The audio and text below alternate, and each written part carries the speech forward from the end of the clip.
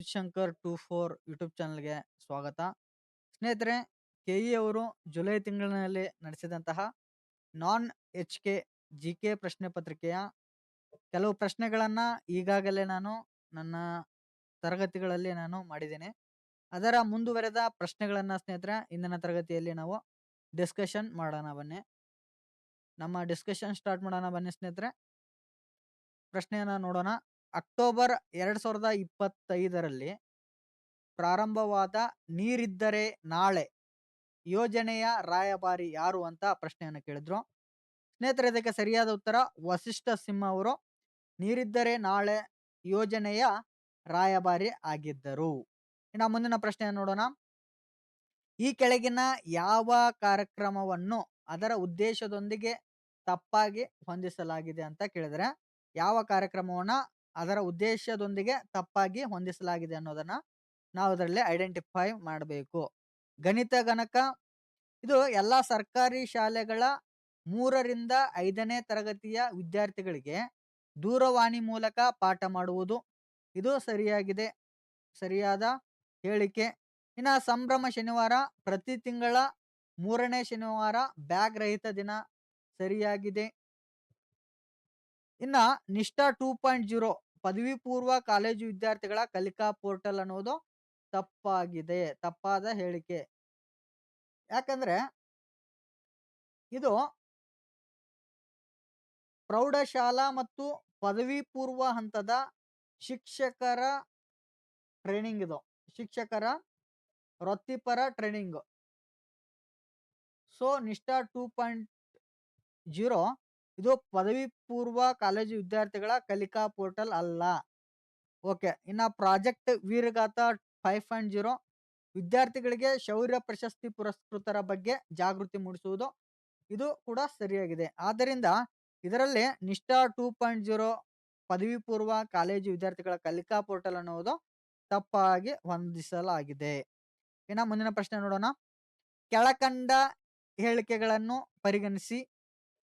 ಜೇನು ಕ್ರಾಂತಿಯು ಜೇನುತುಪ್ಪ ಉತ್ಪಾದನೆ ಹೆಚ್ಚಿಸುವ ಮತ್ತು ವೈಜ್ಞಾನಿಕ ಜೇನು ಸಂಗ್ರಹಣೆಯ ಸರ್ಕಾರದ ಸಮಗ್ರ ಕಾರ್ಯಕ್ರಮಕ್ಕೆ ಸಂಬಂಧಿಸಿದೆ. ಇದರಲ್ಲಿ ಯಾವ ಹೇಳಿಕೆಗಳು ಸರಿಯಾಗಿವೆ ಅನ್ನೋದನ್ನ ನಾವು ಐಡೆಂಟಿಫೈ ಮಾಡಬೇಕು. ಇದು ತಪ್ಪಾದ ಹೇಳಿಕೆ, ತಪ್ಪಾದ ಹೇಳಿಕೆಯಾಗಿದೆ. ಇನ್ನ ರಾಷ್ಟ್ರೀಯ ಜೇನು ಸಾಕಾಣಿಕೆ ಮತ್ತು ಜೇನುತುಪ್ಪ ಅಭಿಯಾನವನ್ನು ಆತ್ಮ ನಿರ್ಭರ್ ಭಾರತ್ ಯೋಜನೆಯ ಭಾಗವೆಂದು ಘೋಷಿಸಲಾಗಿದೆ, ಸರಿಯಾದ ಹೇಳಿಕೆ. ಇನ್ನು ಖಾದಿ ಮತ್ತು ಗ್ರಾಮ ಕೈಗಾರಿಕೆಗಳ ನಿಗಮವು ರೈತರು ಮತ್ತು ಜೇನು ಸಂಗ್ರಹಕಾರರನ್ನ ಪ್ರೋತ್ಸಾಹಿಸಲು ನಾವೀನ್ಯತೆಯ ಸಂಚಾರಿ ಜೇನುತುಪ್ಪ ಸಂಸ್ಕರಣಾ ವ್ಯಾನ್ ಅನ್ನ ಆರಂಭಿಸಿದೆ. ಓಕೆ, ಇದು ಕೂಡ ಸರಿಯಾಗಿದೆ. ಆದ್ದರಿಂದ ಬಿ ಮತ್ತು ಸಿ ಮಾತ್ರ ಸರಿಯಾಗಿವೆ. ಬಿ ಮತ್ತು ಸಿ ಸರಿಯಾಗಿವೆ. ಆದ್ದರಿಂದ ಆಯ್ಕೆ 2 ಸರಿಯಾದ ಉತ್ತರ. ಮುಂದಿನ ಪ್ರಶ್ನೆ ನೋಡೋಣ. ಸೇನ್ ರವರ ಬಡತನ ಸೂಚ್ಯಂಕವನ್ನು ಈ ಕೆಳಗಿನ ಯಾವುಗಳಿಂದ ಮಾಪನ ಮಾಡುವರು ಅಂತ ಕೇಳಿದಾರೆ ಸ್ನೇಹಿತರೆ. ತಲೆ ಎಣಿಕೆ ಅನುಪಾತ ಸರಿಯಾಗಿದೆ, ಸರಿಯಾದ ಮಾನದಂಡ. ಬಡತನ ಅಂತರದ ಸೂಚ್ಯಂಕ ಇದು ಕೂಡ ಸರಿಯಾಗಿದೆ. ಗಿನಿ ಕೋ ಎಫಿಷಿಯಂಟ್ ಇದು ಕೂಡ ಸರಿಯಾಗಿದೆ. ಜನನ ಸಂದರ್ಭದಲ್ಲಿ ಜೀವನ ನಿರೀಕ್ಷೆ ಅನ್ನೋದು ತಪ್ಪಾದ ಮಾನದಂಡ. ಅಮರ್ತ್ಯ ಸೇನ್ ಅವರ ಬಡತನ ಸೂಚ್ಯಂಕ ಮಾನದಂಡಗಳು ಯಾವ ಅಂದ್ರೆ ತಲೆ ಎಣಿಕೆ ಅನುಪಾತ, ಬಡತನ ಅಂತರದ ಸೂಚ್ಯಂಕ, ಗಿನಿ ಕೋ ಎಫಿಷಿಯಂಟ್. ಇವು ಅಮರ್ತ್ಯ ಸೇನ್ ಅವರ ಪ್ರತಿಪಾದಿಸಿದಂತಹ ಸೇನ್ಸ್ ಬಡತನ ಸೂಚ್ಯಂಕ ಅಂತ ಕರೀತಾರೆ.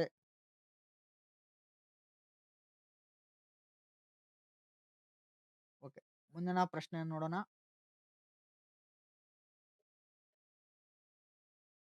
ಸಾಮಾಜಿಕ ಭದ್ರತಾ ಸಂಹಿತೆ 2020 ಈ ಕೆಳಗಿನ ಯಾವ ಕಾರ್ಮಿಕರನ್ನ ಒಳಗೊಳ್ಳುವುದಿಲ್ಲ? ಸ್ನೇಹಿತರೆ, ಸಾಮಾಜಿಕ ಭದ್ರತಾ ಸಂಹಿತೆ 2020 ಅಸಂಘಟಿತ ವಲಯದ ಕಾರ್ಮಿಕರನ್ನ ಒಳಗೊಳ್ಳುತ್ತದೆ. ಹೌದು, ಸರಿಯಾಗಿದೆ. ಐಡಿಎ 1947ರ ಅಡಿಯಲ್ಲಿರುವ ಅಸಂಘಟಿತ ವಲಯದ ಕಾರ್ಮಿಕರು ಇವರನ್ನ ಒಳಗೊಳ್ಳುವುದಿಲ್ಲ. ಸೊ, ಆದ್ದರಿಂದ ಬಿ ಮಾತ್ರ ಇದು ಆಗಿದೆ. ಬಿ ಮಾತ್ರ ಅಸಂಘಟಿತ ವ ಸಂಘಟಿತ ವಲಯದ ಕಾರ್ಮಿಕರನ್ನ ಈ ಸಾಮಾಜಿಕ ಭದ್ರತಾ ಸಂಹಿತೆ 2020ರಲ್ಲಿ ಒಳಗೊಳ್ಳುವುದಿಲ್ಲ. ಇನ್ನ 1947ರ ಅಡಿಯಲ್ಲಿ ಇರದ ಸಂಘಟಿತ ವಲಯದ ಕಾರ್ಮಿಕರನ್ನ ಇದು ಒಳಗೊಳ್ಳುತ್ತದೆ. ಆದ್ದರಿಂದ ಬಿ ಇದಕ್ಕೆ ಸರಿಯಾದ ಉತ್ತರ. ಇನ್ನ ಮುಂದಿನ ಪ್ರಶ್ನೆ ನೋಡೋಣ.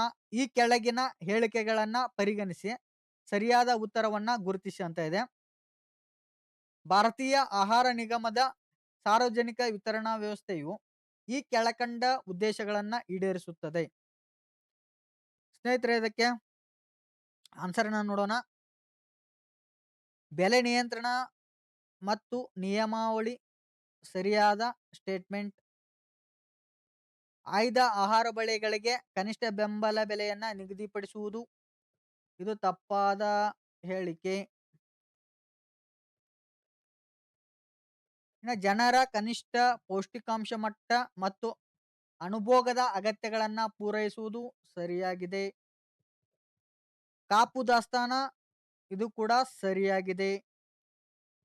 ಆದ್ದರಿಂದ ಎಸಿಡಿಗಳು ಮಾತ್ರ ಸರಿಯಾಗಿವೆ.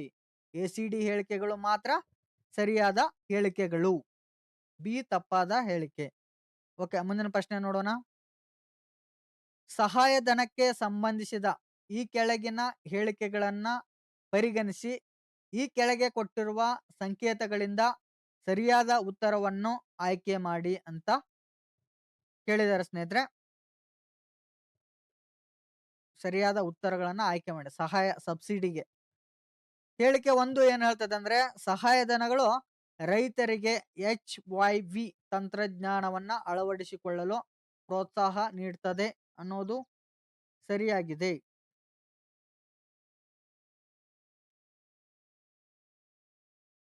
ಸಹಾಯಧನಗಳು ರೈತರಿಗೆ ಹೈ ಇಲ್ಡಿಂಗ್ ವೆರೈಟೀಸ್ ಅಧಿಕ ಇಳುವರಿ ತಂತ್ರಜ್ಞಾನವನ್ನ ಅಳವಡಿಸಿಕೊಳ್ಳಲು ಪ್ರೋತ್ಸಾಹ ನೀಡುತ್ತದೆ ಅನ್ನೋದು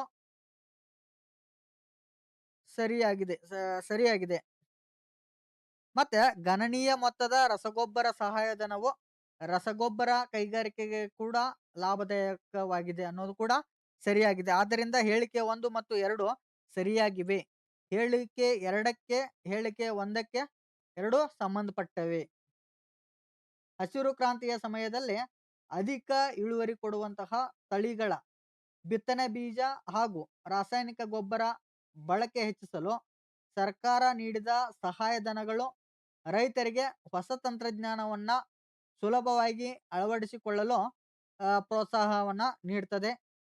ಸರ್ಕಾರ ನೀಡುವ ರಸಗೊಬ್ಬರದ ಸಹಾಯಧನದ ನೇರ ಲಾಭ ರೈತರಿಗೆ ತಲುಪಿದರೂ ಅದರ ಮೊತ್ತ ರಸಗೊಬ್ಬರ ಉತ್ಪಾದನಾ ಕಂಪನಿಗಳಿಗೆ ಪಾವತಿ ಆಗೋದ್ರಿಂದ ಆ ಕೈಗಾರಿಕೆಗಳ ಬೆಳವಣಿಗೆ ಮತ್ತು ಲಾಭದಾಯಕತೆಗೆ ಇದು ನೇರವಾಗಿ ಕಾರಣವಾಗ್ತದೆ.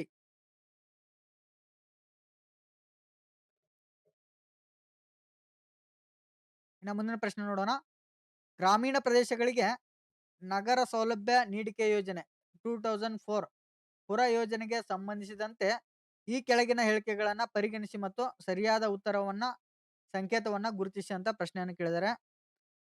ಡಾಕ್ಟರ್ APJ ಅಬ್ದುಲ್ ಕಲಾಂ ಅವರು ಪುರ ಯೋಜನೆಯ ದೃಷ್ಟಿಕೋನವನ್ನ ಸ್ಪಷ್ಟವಾಗಿ ವಿವರಿಸಿದರು. ಸರಿಯಾದ ಹೇಳಿಕೆ. ಈ ಯೋಜನೆಯ ಮುಖ್ಯ ಉದ್ದೇಶ ಗ್ರಾಮೀಣ ಮತ್ತು ನಗರಗಳ ನಡುವಿನ ಅಗಾಧ ಅಂತರವನ್ನ ತಗ್ಗಿಸುವುದು. ಇದು ಕೂಡ ಸರಿಯಾಗಿದೆ. ಈ ಯೋಜನೆಯನ್ನ ದಿನಾಂಕ 1/3/2004ರಿಂದ ಜಾರಿಗೆ ತರಲಾಯಿತು. ಸರಿಯಾಗಿದೆ. ಈ ಯೋಜನೆಯು ಜಾರಿಯಾದ ನಂತರ ಗ್ರಾಮೀಣ ಭಾಗದಿಂದ ನಗರಕ್ಕೆ ವಲಸೆ ಪ್ರಮಾಣ ಕಡಿಮೆಯಾಯಿತು. ಇದು ತಪ್ಪಾದ ಹೇಳಿಕೆ. ಆದ್ದರಿಂದ ABCಗಳು ಸರಿಯಾಗಿವೆ. ಇನ್ನು ಮುಂದಿನ ಪ್ರಶ್ನೆಗಳು ಮೆಂಟಲ್ ಅಬಿಲಿಟಿ ಪ್ರಶ್ನೆಗಳಾಗಿವೆ. ಉತ್ತರವನ್ನ ನಾನು ಟಿಕ್ ಮಾಡಿದ್ದೀನಿ ಸ್ನೇಹಿತರೆ. ಮೆಂಟಲ್ ಅಬಿಲಿಟಿ ಪ್ರಶ್ನೆಗಳನ್ನ ಸ್ಕಿಪ್ ಮಾಡೋಣ.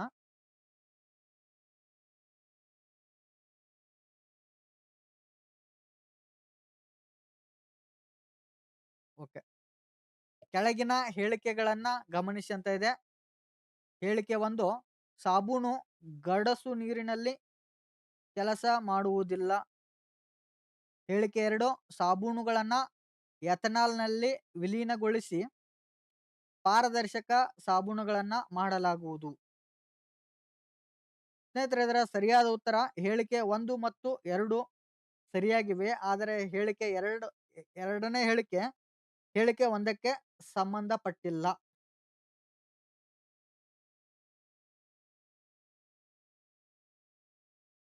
ಇದರ ಎಕ್ಸ್‌ಪ್ಲನೇಷನ್ ನೋಡೋಣ ಸ್ನೇಹಿತರೆ. ಹೇಳಿಕೆ 1 ಸರಿಯಾಗಿದೆ. ಗಡಸು ನೀರಿನಲ್ಲಿ ಏನೇನು ಇರ್ತಾವಂದ್ರೆ ಕ್ಯಾಲ್ಸಿಯಂ ಮತ್ತು ಮೆಗ್ನೀಷಿಯಂ ಲವಣಗಳಿರ್ತವೆ. ಗಡಸು ನೀರಿನಲ್ಲಿ ಕ್ಯಾಲ್ಸಿಯಂ ಮತ್ತು ಮೆಗ್ನೀಷಿಯಂ ಲವಣಗಳು ಇರ್ತವೆ.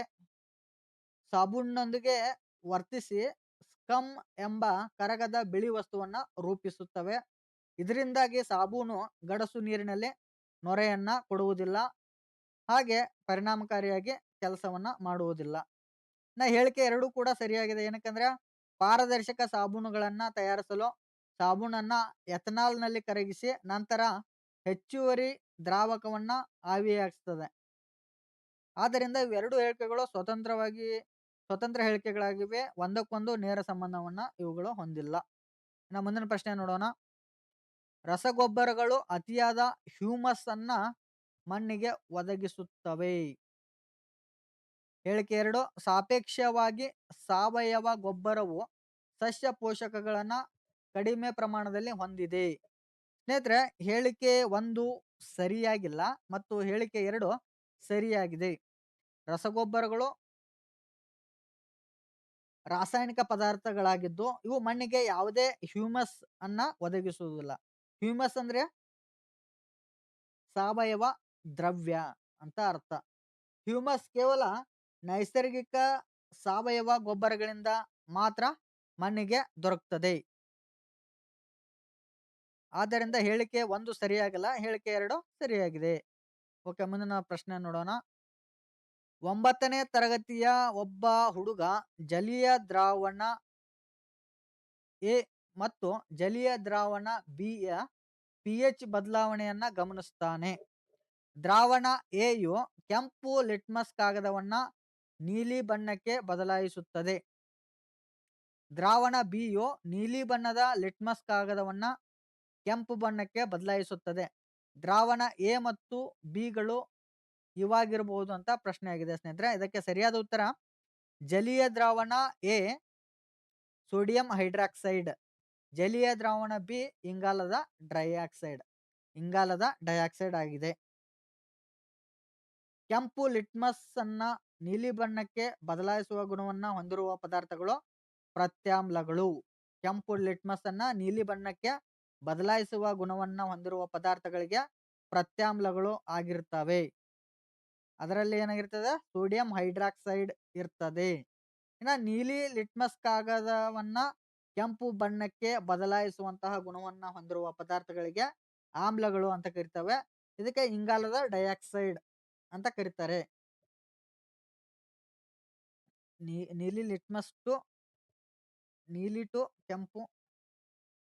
ನೀಲಿ ಲಿಟ್ಮಸ್ ಇದೇನಾಗ್ತದೆ?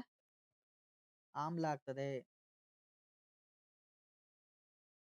ಇನ್ನ ಕೆಂಪು ಲಿಟ್ಮಸ್ ಇಂದ ನೀಲಿಗೆ ಇದೇನಾಗ್ತದೆ?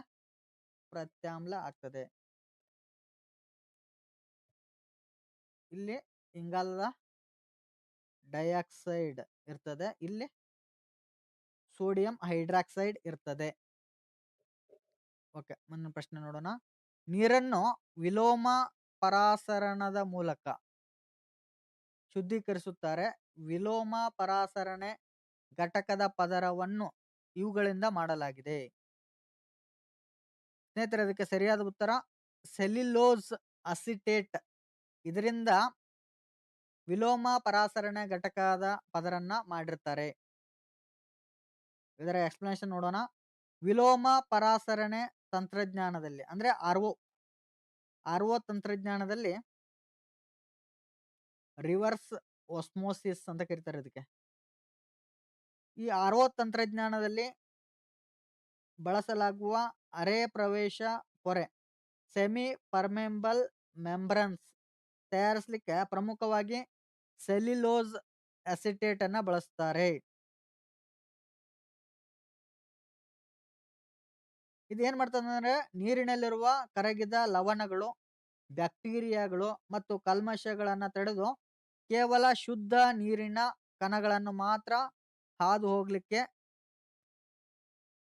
ಇದು ಅನುಕೂಲ ಮಾಡಿಕೊಡ್ತದೆ. ಶುದ್ಧ ನೀರು ಹರಿದು ಹೋಗ್ಲಿಕ್ಕೆ ಅನುಕೂಲ ಮಾಡ್ತದೆ. ಎದರಲ್ಲಿ ಆರ್ ಒ ಫಿಲ್ಟರ್ ಅಂತ ಇದಾವಲ್ಲ ಅದರಲ್ಲಿ. ಆರ್ ಒ ಅಂದ್ರೆ reverse reverse osmosis reverse reverse osmo osmosis ಇದಕ್ಕೆ ಆರ್ ಒ ಫಿಲ್ಟರ್ ಅಂತ ಕರೀತಾರೆ. ಅಲ್ಲಿ ಏನಿರ್ತದೆ ಸೆಲ್ಯುಲೋಸ್ ಅಸಿಸ್ಟೇಟ್ ಇರ್ತದೆ. ಸೆಲ್ಯುಲೋಸ್ ಅಸಿಟೇಟ್ ಇರ್ತದೆ. ಈ ಸೆಲ್ಯುಲೋಸ್ ಅಸಿಸ್ಟೇಟ್ ಏನ್ ಮಾಡ್ತದೆ ಅಂದ್ರೆ ಬ್ಯಾಕ್ಟೀರಿಯಾ ಮತ್ತು ಕಲ್ಮಶಗಳನ್ನ ತಡೆದು ಕೇವಲ ಶುದ್ಧ ನೀರಿನ ಕಣಗಳು ಮಾತ್ರ ಹಾದು ಹೋಗ್ಲಿಕ್ಕೆ ಅನುವು ಮಾಡಿಕೊಡ್ತದೆ. ಇನ್ನ ಮುಂದಿನ ಪ್ರಶ್ನೆ ನೋಡೋಣ. ಆಳ ಸಮುದ್ರ ಮುಳುಗುಗಾರರು ಬಳಸುವ ಟ್ಯಾಂಕರ್ಗಳಲ್ಲಿರುವ ಗಾಳಿಯಲ್ಲಿ ಇವುಗಳನ್ನ ಸಾರರಿಕ್ತಗೊಳಿಸಲಾಗ್ತದೆ. ಆಳ ಸಮುದ್ರದ ಮುಳುಗುಗಾರರು ಅಲ್ಲಿ ಏನಿರ್ತದಪ್ಪ ಅಂದ್ರೆ ಹೀಲಿಯಂ, ನೈಟ್ರೋಜನ್, ಆಕ್ಸಿಜನ್ ಇರ್ತದೆ. ಹೀಲಿಯಂ, ನೈಟ್ರೋಜನ್, ಆಕ್ಸಿಜನ್ ಇರ್ತದೆ. ಆಳ ಸಮುದ್ರದಲ್ಲಿ ಮುಳುಗುವರು ಡೀಪ್ ಸಿ ಡೈವರ್ಸ್ ಉಸಿರಾಟಕ್ಕೆ ಬಳಸುವ ಸಿಲಿಂಡರ್ಗಳಲ್ಲಿ ಹೀಲಿಯಂ, ನೈಟ್ರೋಜನ್, ಆಕ್ಸಿಜನ್ ಅನಿಲಗಳ ಮಿಶ್ರಣವನ್ನ ಬಳಸ್ತಾರೆ. ನಮ್ಮ ಮುಂದಿನ ಪ್ರಶ್ನೆ ನೋಡೋಣ. ಕೋಷ್ಟಕ 1ರಲ್ಲಿರುವ ವಿಷಯಗಳನ್ನು ಕೋಷ್ಟಕ 2ರಲ್ಲಿರುವ ವಿಷಯಗಳೊಂದಿಗೆ ಹೊಂದಿಸಿ ಸರಿಯಾದ ಆಯ್ಕೆಯನ್ನ ಮಾಡಿ ಅಂತ ಹೇಳಿದಾರೆ. ಕೋಷ್ಟಕ 1 ಕೋಷ್ಟಕ 2 ಕೊಟ್ಟವ್ರೆ. ಇಲ್ಲಿ ಅಪ್ಸರ ಇದು ಭಾರತದ ಪ್ರಥಮ ನ್ಯೂಕ್ಲಿಯರ್ ರಿಯಾಕ್ಟರ್. ಅಪ್ಸರ ಭಾರತದ ಪ್ರಥಮ ನ್ಯೂಕ್ಲಿಯರ್ ರಿಯಾಕ್ಟರ್. ಇನ್ನ ಸಿರಸ್ ಇದು ಏನಂದ್ರೆ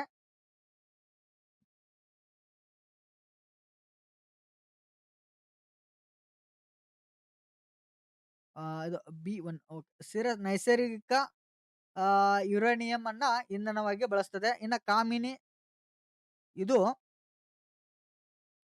ಯುರೇನಿಯಂ 233 ಅನ್ನ ಇಂಧನವಾಗಿ ಬಳಸ್ತದೆ. ಇನ್ನ ಕಲ್ಪಕಂ ಇದು ಭಾರತದ ಪ್ರಥಮ ವೇಗದ ಬ್ರೀಡರ್ ರಿಯಾಕ್ಟರ್.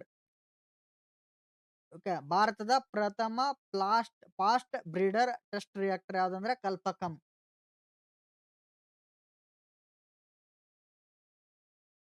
ಓಕೆ, ಇದರ ಸರಿಯಾದ ಆಯ್ಕೆ 1 ಸರಿಯಾಗಿದೆ. ಓಕೆ, ಮುಂದಿನ ಪ್ರಶ್ನೆ ನೋಡೋಣ. ಲಿಫ್ಟ್ ನಲ್ಲಿರುವ ಒಬ್ಬ ವ್ಯಕ್ತಿಗೆ ತನ್ನ ತೂಕವು ಹೆಚ್ಚಾದಂತೆ ಯಾವಾಗ ಭಾಸವಾಗುವುದು? ಲಿಫ್ಟ್ ನಲ್ಲಿರುವಂತಹ ಒಬ್ಬ ವ್ಯಕ್ತಿ ತನ್ನ ತೂಕ ಹೆಚ್ಚಾದಂತೆ ಯಾವಾಗ ಭಾಸವಾಗ್ತದೆ ಅಂತ ಪ್ರಶ್ನೆಯನ್ನು ಕೇಳಿದಾರೆ ಸ್ನೇಹಿತರೆ. ಇದಕ್ಕೆ ಉತ್ತರ ಹೆಚ್ಚುತ್ತಿರುವ ಜವದೊಂದಿಗೆ ಮೇಲಕ್ಕೆ ಚಲಿಸಿದಾಗ ಒಬ್ಬ ವ್ಯಕ್ತಿಗೆ ತನ್ನ ತೂಕ ಹೆಚ್ಚಾದಂತೆ ಭಾಸ ಆಗ್ತದೆ. ಓಕೆ, ಮುಂದಿನ ಪ್ರಶ್ನೆ ನೋಡೋಣ.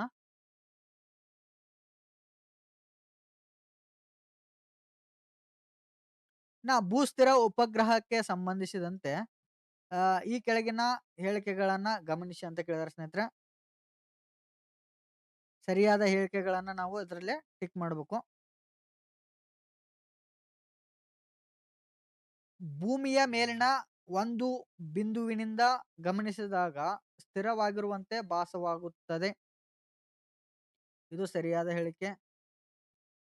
ಇನ್ನ ಭೂಮಿಯ ಸುತ್ತಲೂ 12 ಗಂಟೆಗಳಷ್ಟು ಆವರ್ತ ಕಾಲವನ್ನು ಹೊಂದಿರುತ್ತದೆ ಅನ್ನೋದು ತಪ್ಪಾದ ಹೇಳಿಕೆ. ಇನ್ನ ಇದು ಭೂಮಿಯ ಮೇಲ್ಮೈ ಸುಮಾರು 35,800 ಕಿಲೋಮೀಟರ್ಗಳಷ್ಟು ಎತ್ತರದಲ್ಲಿ ಪರಿಕ್ರಮಣ ಮಾಡುತ್ತಿರುತ್ತದೆ. ಇದು ಸರಿಯಾಗಿದೆ. ಇನ್ನ ದೂರಗ್ರಾಹಿಗಳಲ್ಲಿ ಮತ್ತು ಹವಾಮಾನ ಶಾಸ್ತ್ರದಲ್ಲಿ ಬಳಸಲಾಗುತ್ತದೆ. ಇದು ತಪ್ಪಾಗಿದೆ. ಭೂಸ್ಥಿರ ಉಪಗ್ರಹಕ್ಕೆ ಸಂಬಂಧಿಸಿದಂಥದ್ದು. ಓಕೆ, ಇದನ್ನ ನಾವು ಒಂದು ಎಕ್ಸ್ಪ್ಲೇನ್ ನೋಡೋಣ ಸ್ನೇಹಿತರೆ. ಎಕ್ಸ್ಪ್ಲನೇಷನ್ ಹೇಳಿಕೆ ಎ ಸರಿಯಾಗಿದೆ. ಏನಕ್ಕಂದ್ರೆ ಭೂಸ್ಥಿರ ಉಪಗ್ರಹದ ಭ್ರಮಣೆಯ ವೇಗ ಮತ್ತು ದಿಕ್ಕು ಭೂಮಿಗೆ ಆತ್ಮಭ್ರಮಣೆಗೆ ಸಮನಾಗಿರುವುದರಿಂದ ಭೂಮಿಯ ಮೇಲಿನ ಯಾವುದೇ ಬಿಂದುವಿನಿಂದ ನೋಡಿದಾಗ ಅದು ಒಂದೇ ಜಾಗದಲ್ಲಿ ಸ್ಥಿರವಾಗಿ ನಿಂತಿರುವಂತೆ ಕಾಣ್ತದೆ. ಅದಕ್ಕೆ ಭೂಸ್ಥಿರ ಉಪಗ್ರಹ ಅಂತ ಕರೀತಾರೆ. ಹೇಳಿಕೆ ಬಿ ತಪ್ಪಾಗಿದೆ. ಏನಕ್ಕಂದ್ರೆ ಇದರ ಆವರ್ತನ ಕಾಲ 12 ಗಂಟೆಯಲ್ಲ. ಬದಲಾಗಿ ಭೂಮಿಯ ಆವರ್ತನ ಕಾಲಕ್ಕೆ ಸಮನಾಗಿ ಅಂದ್ರೆ 24 ಗಂಟೆಗಳು. ಹೇಳಿಕೆ ಸಿ ಸರಿಯಾಗಿದೆ. ಇದರ ಎಕ್ಸ್‌ಪ್ಲನೇಷನ್ ಏನಂದ್ರೆ, ಭೂಸ್ಥಿರ ಉಪಗ್ರಹಗಳನ್ನ ಭೂಮಿಯ ಸಮಭಾಜಕ ವೃತ್ತದಿಂದ ಸುಮಾರು 35,786 ಕಿಲೋಮೀಟರ್ ಎತ್ತರದ ಕಕ್ಷೆಯಲ್ಲಿ ಸ್ಥಾಪನೆ ಮಾಡಿರ್ತಾರೆ. ಓಕೆ, ಇದು ಸಿ ಸರಿಯಾಗಿದೆ. ಇನ್ನ ಡಿ ಏನಾಗಿದೆ ಅಂದ್ರೆ, ಡಿ ತಪ್ಪಾಗಿದೆ. ಏನಕ್ಕಂದ್ರೆ ಇವುಗಳನ್ನ ಪ್ರಮುಖವಾಗಿ ದೂರ ಸಂಪರ್ಕ ಮತ್ತು ಹವಾಮಾನ ಮುನ್ಸೂಚನೆಗಾಗಿ ಬಳಸಲಾಗ್ತದೆ. ಓಕೆ, ಇದು ಏನಕ್ಕೆ ಬಳಸ್ತಾರೆ ಅಂದ್ರೆ, ದೂರ ಸಂಪರ್ಕ ಮತ್ತು ಇದಕ್ಕೆ ಹವಾಮಾನ ಮುನ್ಸೂಚನೆಗಾಗಿ ಬಳಸ್ತಾರೆ. ಆದ್ದರಿಂದ ಎ ಮತ್ತು ಸಿ ಮಾತ್ರ ಸರಿಯಾದ ಹೇಳಿಕೆಗಳು ಸ್ನೇಹಿತರೆ. ಇಷ್ಟು ಪ್ರಶ್ನೆಗಳನ್ನ ಇಂದಿನ ತರಗತಿಯಲ್ಲಿ ಡಿಸ್ಕಷನ್ ಮಾಡಿದ್ವಿ. ಇನ್ನೂ ಹಲವು ಪ್ರಶ್ನೆಗಳನ್ನ ಮುಂದಿನ ತರಗತಿಯಲ್ಲಿ ನಾನು ಡಿಸ್ಕಷನ್ ಮಾಡ್ತೀನಿ ಅಂತ ಹೇಳ್ತಾ ನನ್ನ ಕ್ಲಾಸನ್ನು ಮುಗಿಸ್ತಾ ಇದ್ದೀನಿ ಸ್ನೇಹಿತರೆ. ಧನ್ಯವಾದಗಳು.